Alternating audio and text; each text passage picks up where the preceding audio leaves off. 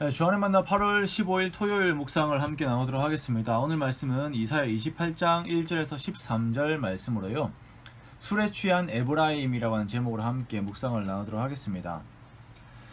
성령의 9가지 열매 중에서 절제라는 부분이 있습니다. 절제는 셀프 컨트롤, 즉 자기 관리입니다. 영어에 그렇게 표기가 되어 있어요.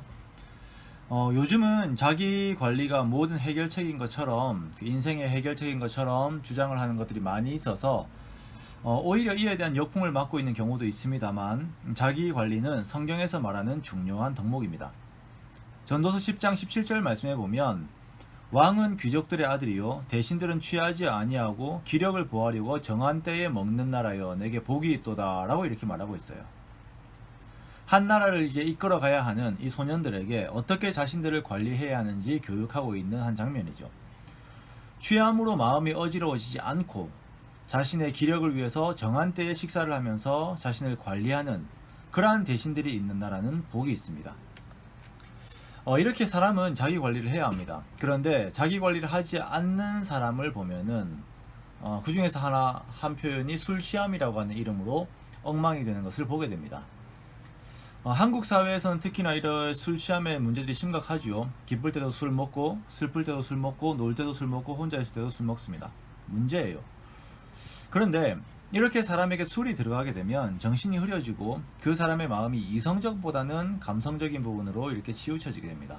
그러면서 실수들이 생기게 되고 타인과 자신에게 간혹 돌이킬 수 없는 큰 그런 실수들과 상처들을 만들기도 합니다. 오늘 에브라임, 즉 북이스라엘의 모습이 이러하다라고 선지자는 고발하고 있습니다.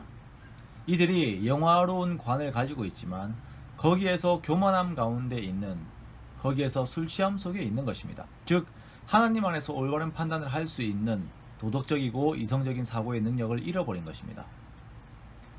우리가 살다 보면 상식적이고 정상적인 판단을 하지 못하는 사람들이 있습니다. 이런 사람들은 무언가에 취해 있는 거예요.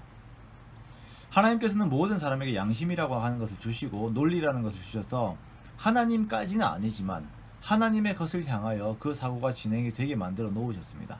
이렇게 하나님의 형상이 남아있는 것입니다. 그런데 사람이 무언가에 취해 있다 보면은 지각이 없게 되어 버리는 것이에요.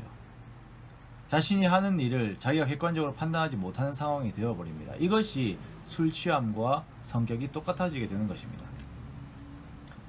에브라임은 스스로 취했습니다. 위기가 왔지만 골짜기 꼭대기에 세운 사마리아 성을 의지하면서 괜찮다라고 말합니다. 쇠잔해가는, 시들어가는 꽃과 같은 처지에 있지만 스스로 괜찮다라고 안위합니다. 그리고 이들에게 임한 더 큰 문제는 백성들에게 올바른 방향을 제시해야 할 제사장과 선지자들도 같이 취해버린 것이에요. 지금 하나님의 말씀을 전달하고 있는 이사야처럼 하나님 앞에서 영적인 판단이 올바로 서 있어야 하는데 사회의 영적 리더들도 모두 세상에 취해서 올바른 판단을 못하고 토하고 쓰러져 있다 보니까 모든 에브라임이 깨끗한 곳이 없이 다 그냥 더러워져 버린 것이에요. 어느 누구도 하나님 앞에서 온전한 판단을 못하고 그 분별력들을 잃어버리게 된 것입니다. 이렇게 사라져버린 분별력은 더욱 하나님의 말씀을 거부하는 결과를 가지고 옵니다. 9절 이하에 보면 자신들이 말씀의 판단자가 되어서 말씀을 전하는 선지자를 오히려 가르치고 오히려 조롱합니다. 너희가 누구에게 도를 전하면 누구에게 깨닫게 하려느냐라고 이렇게 말하면서 이 선지자의 말들을 이렇게 비판하는 거예요. 비난하는 것이에요. 자기들은 이런 말씀이 필요 없다는 것이에요. 세상에 취해서 하나님 앞에 흐려진 정신으로 사는 그 모습이 그냥 옳은 모습이니까 그것을 유지하겠다라는 것입니다. 그런데 이러한 선택을 한 이들의 결과는 말을 알아들을 수 없는 이방으로 추방당하는 것입니다. 술 취한 사람들 보면은 꼬부라진 말을 하잖아요. 말 똑바로 못하고 막 혀가 꼬이고 막 그렇습니다. 그런 것처럼 자신들이 알아듣지 못하는 꼬부라진 말을 하는 이방인들에게 끌려가서 그들에게 압제당하는 결과를 맞이하게 된다라는 것이에요. 하나님 앞에서 영적인 자기 관리를 거부하고 하나님의 말씀을 거부하고 세상의 취함을 선택한 자들의 결과입니다. 결론이에요. 우리가 성도로서 술은 마시지 않습니다. 다들 그렇죠? 네. 그런데 이것 외에 우리로 하여금 취하게 만드는 세상의 요소들이 또한 있지는 않습니까?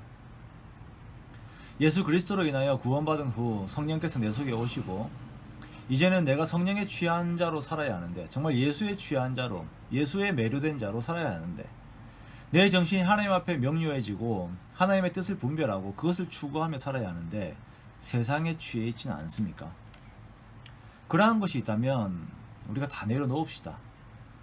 큰 재앙이 와도 분별하지 못하게끔 내 정신을 빼앗은 것이 있다면 다 내려놓읍시다.